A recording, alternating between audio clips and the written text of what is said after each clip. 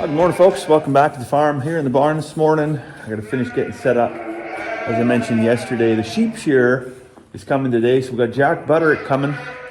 He's coming all the way from New Zealand, and I think we're the first appointment of the day. He's coming at 9 o'clock in the morning. The girls are still sleeping, so I'm going to run them over to Auntie's house here at 8 o'clock after I get all this all set up.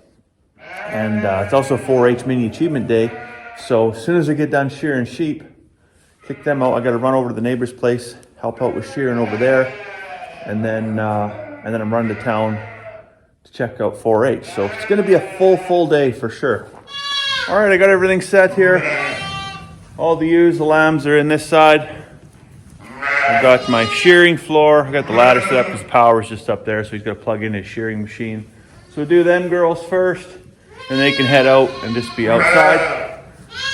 Then we'll do the two rams, and then they can go back in that pen.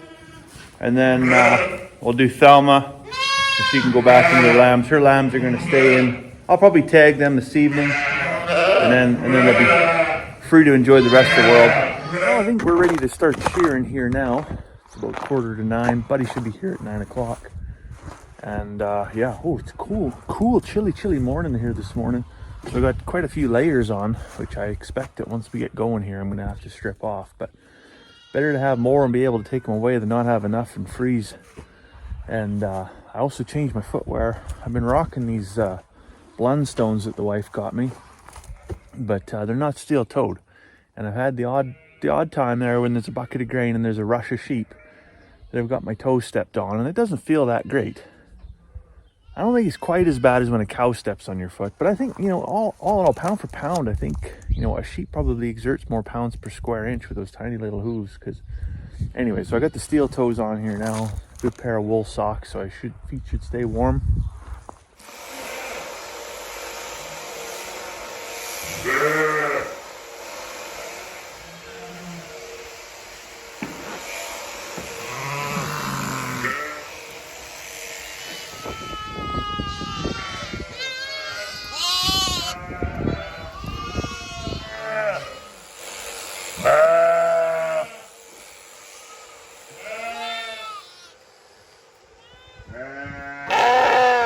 Alright, well, the evening's drawn to a close here now. The sun's just on the backside of the shop. And I got the most incredibly difficult task of the day to get done here now. So everybody's all sheared up, looking the best they've looked all year. And I got to try and get those two boys, those two rams out of the barn and fetch them all the way across the yard with a bucket of grain and back into their pen behind the shop. All while carrying a bucket of grain. Now, you know as well as anybody what happens when I carry a bucket of grain over this farmyard. Those girls just lose their mind, right? Make all kinds of noise. There you go, see, you can hear it. So, the equivalent of cat calling and wolf whistling, essentially, is what's going to come out of the pen with the ewes. And I'm going to try and convince the boys to follow my ugly old ass over there. So fingers crossed this works and goes without too much shenanigans. Come on there, fellas. Come on, come this way. Follow your guts, not your balls. Come on, lads. This is going surprisingly well. Come on, fellas. Surprising, because they've never looked so good. The ladies have never looked so good. I would say if there was ever a time for love to be in the air, it would be now, but come on. Amazing what a good bucket of grain can do. Come on. The key to any man's heart, I guess, is in his stomach. Come on, lads. Hey, Ben. Come on, lads. Oh, they're off. He knows where he's going. Oh, there you go. Maybe I can save myself the cost of the grain and just close the gate. Nah, that'd be mean. There you go. Have at least a mouthful or two. I'll save half the bit of grain. Anyways, fun fact, I never did shoot any footage at the 4-H today at Mini Achievement Day, just because there's like 75 kids there, right? I don't have time to do all that kind of release forms and stuff for YouTube. I'd rather just not.